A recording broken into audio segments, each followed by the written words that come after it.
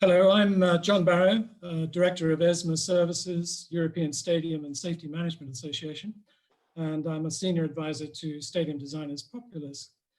I'll be your moderator today for this panel session, taking a look at future-proofing stadiums to ensure public health.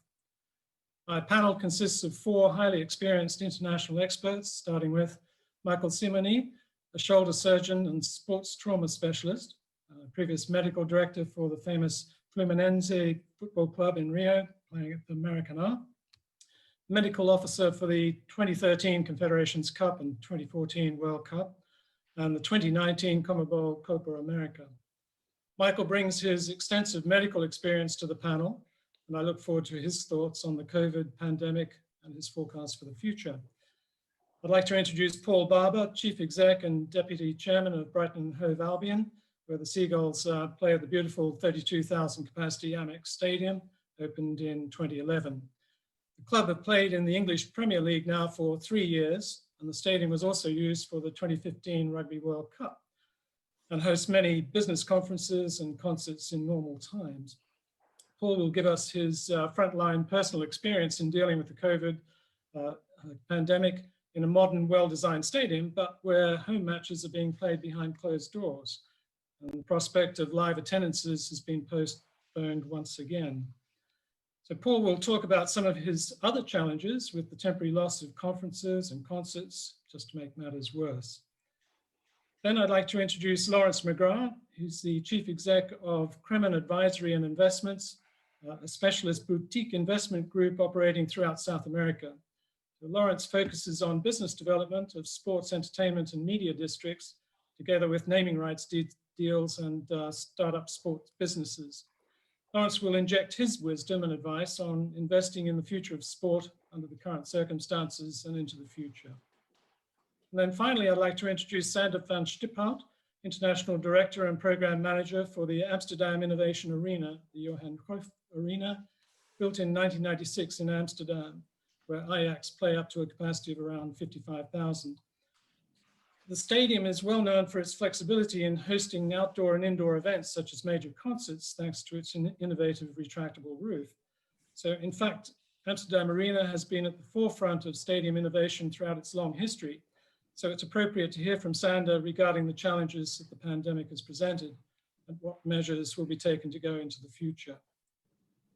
So let's talk about those challenges in a bit more detail. Firstly, the health issues.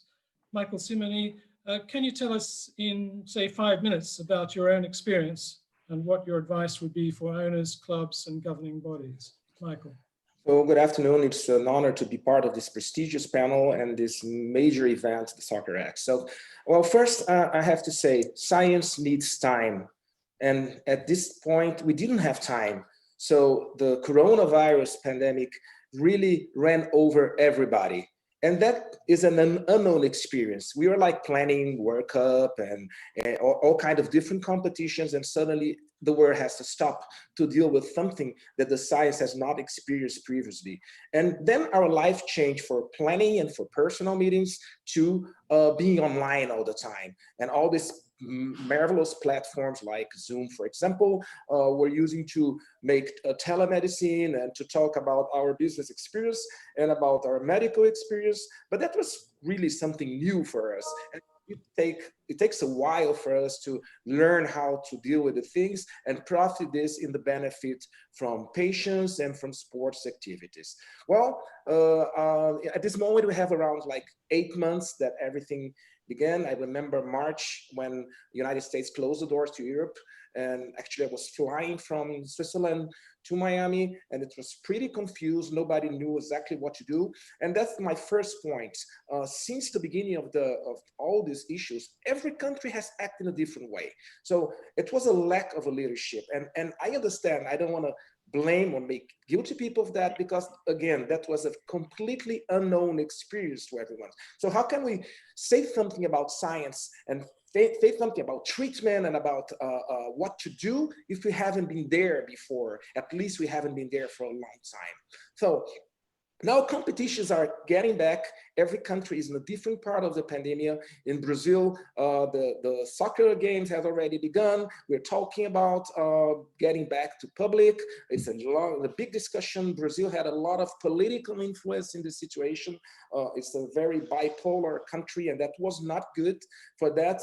But at this point, what we have to do, our immediate thing is make special restrictions and safety products to ensure that the competitions can continue. So as we came back in July with all the players and making a lot of protocols, a lot of trying to make safe protocols, and sometimes those protocols have failed. We'll follow that Flamengo, one of the most important teams in Brazil, had tested 16 players in the last week. Luckily, none of them were really sick. But in fact, all those protocols can fail at a point. And that for now, what I think is that everyone should plan how we're going to live with this virus for a while. Because here in Europe where I live, we're already in the second wave. And the second wave also has different behavior. If you compare Spain and Germany, everything is completely different. So every country is dealing with it in trying to balance all these economical issues with trying to preserve lives. So now every country has to establish based on their cases, on their curve, on the number of cases, and the way that this loads the hospitals, the way that we're going to do. So in Switzerland, we have public 30% of the people, and they're very disciplined, using masks, and that's something that we're going to be used for a while.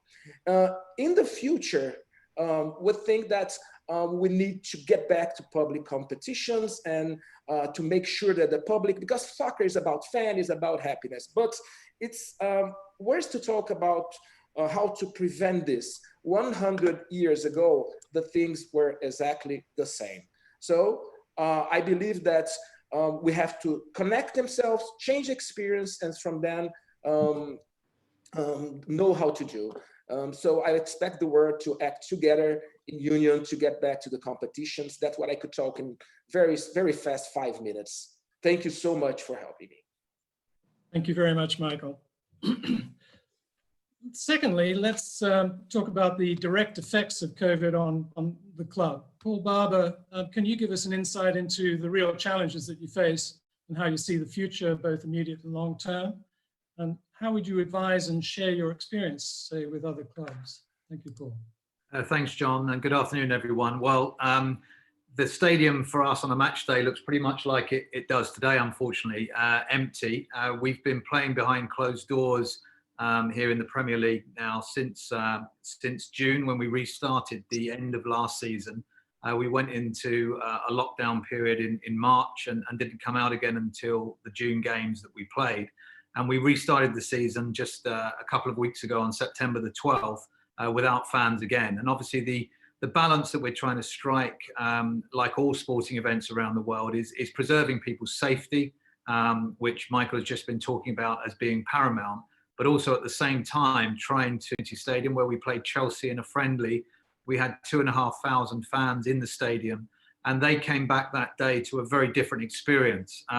First of all, during the lockdown period, we moved the entire stadium to digital ticketing. So fans had to accept that they wouldn't be getting a paper ticket. They'd have to download the ticket onto their mobile phones, or if they didn't have a mobile phone, to print the ticket at home and bring it to the stadium. We required them to have photo ID so that we could identify them from a track and trace point of view should there be an outbreak of the virus. They had to wear masks to queue to get into the stadium. They had to wear masks to actually queue for food and drink in the stadium.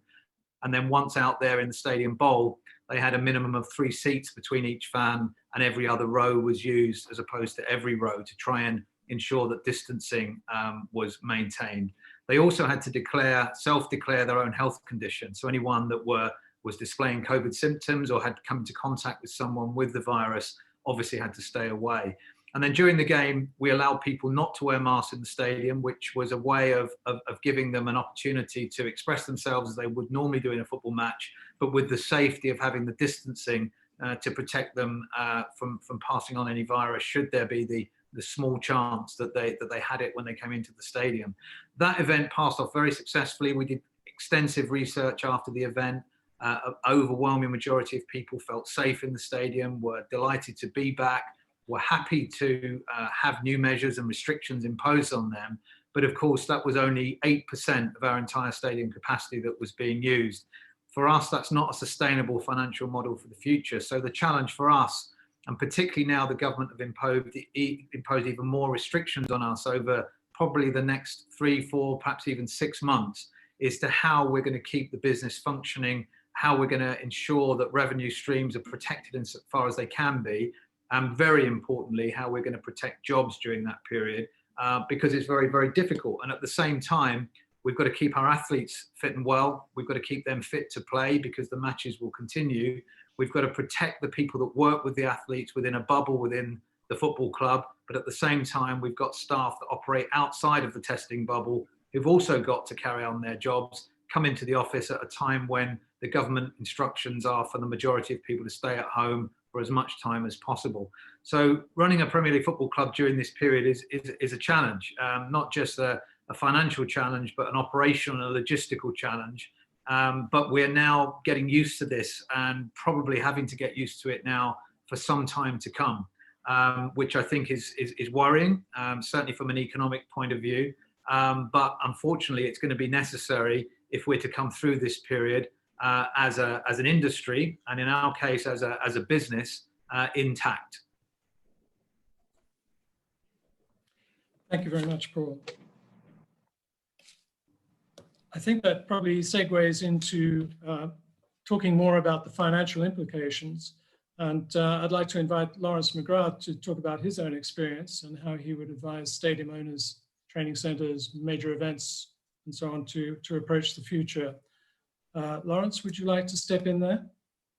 Well, first, I would like to thank Soccerex for inviting me, and very, very honored, and also very nice to be with you guys on this panel. I'm impressed and nice to hear what Paul said, because we are a little bit behind here in Brazil. And it's always good to get some ideas. And we are on a confusing moment, as Michael said, between opening the stadium. There's a big discussion about opening for 30% of the crowd. Yesterday evening, they were discussing that in Maracanã. 30% means 25,000 people.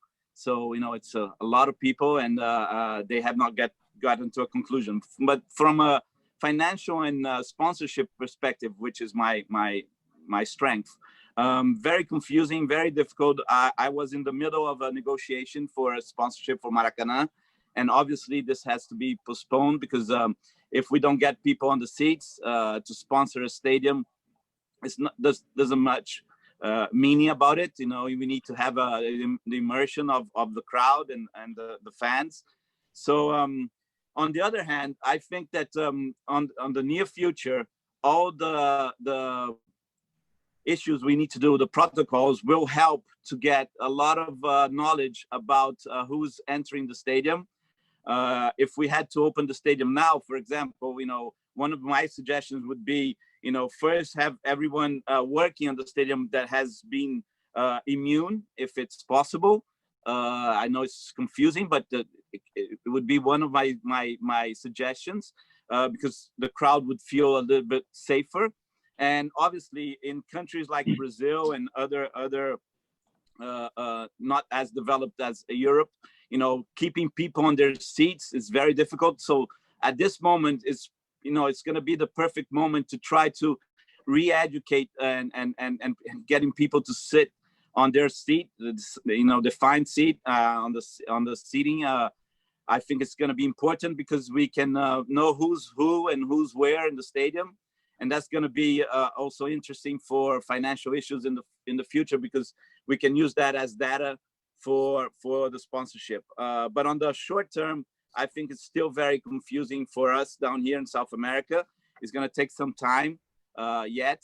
I think we will need to create protocols that are closer to theater and cinema in the future. You know, the seating habits and the way you behave yourself in a stadium, in a way, is going to be closer to a theater or to a movie than it is on the usual old days of football, especially in South America. So as I said, you know, it's very, very challenging moment because we are negotiating sponsorships that have to be, you know, held, because there's no possibility of going forward without defining how many people will attend the stadium and, you know, the matches and all that. So I'm anxious to see how Europe will work and get some ideas from there. So, you know, it's great to be here in the panel with you guys, because it's part of that, the whole exchange and experiences that we need. And so I think that's the way things are here in Brazil and South America. Michael said about the problems Flamengo had, and it's a moment to think, and maybe it's a moment to wait a little bit before you start opening stadiums for 30% of the crowd and all that. Obviously, it's a financial strain for the clubs and the stadiums, but you know, it's a moment that we need to put priorities. So that's my perspective, and I hope we will pass through this fast, and next year is going to be much better than the year we had. Thank you very much, Lawrence. Finally, let's hear from Sander van Stiphout about the detailed aspects and innovation required to meet the current challenges. How the pandemic will affect multi-event venues, for example, going into the future. Handing over to you, Sander. Thank you, John. Thanks for inviting me and share experiences and learn from the others. Yeah, unfortunately, I heard Paul talk about the preserving jobs. Well, that we were unsuccessful in preserving all jobs so far. So we had to let go of 15% of our personnel, unfortunately. We did not play so many matches before any people in the stands. In August, we were allowed to play for 6,000 people. That went up in September to 15,000 people. So right now, the first league match was being played for around that number. This is also the maximum number of spectators that we can have within our 1.5 meter protocol. However, it's not a sustainable model. What we see right now here in the Netherlands is that we're in a second wave. So we hope that we can hold on to the 15,000 capacity allowance. What we also see is that the Nations League matches are played without any people in the stands. So those matches we host as well. We did see, like Paul as well, a rapid digitalization. We went to online ticketing. Ajax went to online ticketing in, let's say, in January, February, before the pandemic started. And this proved to be very instrumental during the pandemic, because we were able to include time slots on the tickets. We include health questions on the tickets. So if you did not answer correctly all the questions related to your health, the ticket will not be activated, because it's a blockchain solution. So it will only be activated after that. And that really helps us, because yeah, you can then transfer your ticket to somebody else who then can answer those questions correctly. It also enables us to keep track of everyone in the stadium and facilitate contact research in case that's necessary.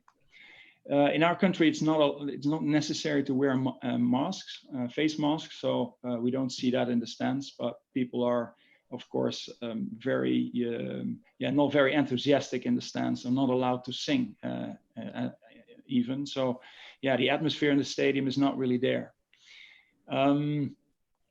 What we see right now is that this is a really strong movement to innovate, to create that safe environment, and also, you know, include some more fan experience elements in it, because there's so many drawbacks in visiting a match. So we should give something in return.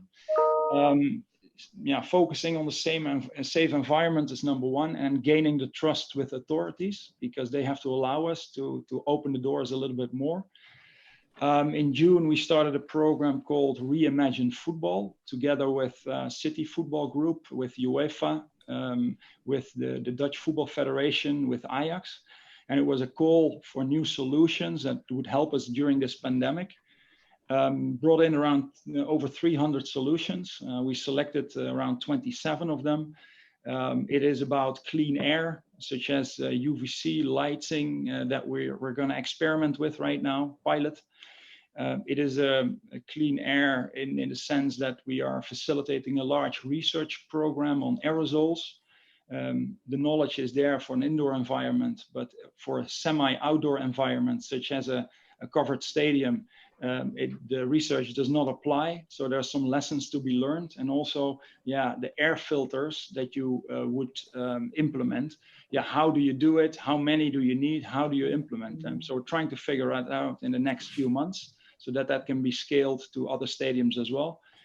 It's about monitoring health, like Lawrence said before. For personnel mainly, for self-monitoring, it's about monitoring behavior. We have to facilitate learning because new measures we have to implement. So we have to see what the efficiency and the effectiveness is of those measures. We have to influence behavior, so interact with the fan more to have them act appropriately according to the regulations that the government gives us. What we see in the long term, I would say, is that hygiene measures will step up. Less touch points in the future, I think. More sensoring to keep track of people, and I think also more spacious entrances to facilitate these extra checks. So that's Can I stop you there? What we did. Yeah, that's in short what we're looking at. Thank you very much, Sander. We've only got a couple of minutes, so I'm not sure we're going to be able to take questions from the audience, but we can deal with those later. In summary, we need fans back in the stadiums. The virus isn't going away soon, so we believe a vaccine is still a way off, but we believe that stadiums can act as a test bed for controlled environments to show the way ahead in conjunction with governing bodies and health authorities. And we can increase the trust with governing bodies and the governments to allow us to use stadiums as a test bed. We can innovate, we can use all the things that you just mentioned, and we mustn't lose sight of the things that are outside the stadium or things that normally take place, like business conferences and concerts, which are a fundamental part of the stadium business plan.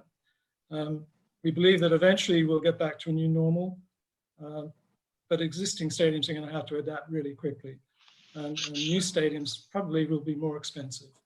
So in the end, we need to build up a worldwide knowledge base between us all to share the experience and the advice. That's our message.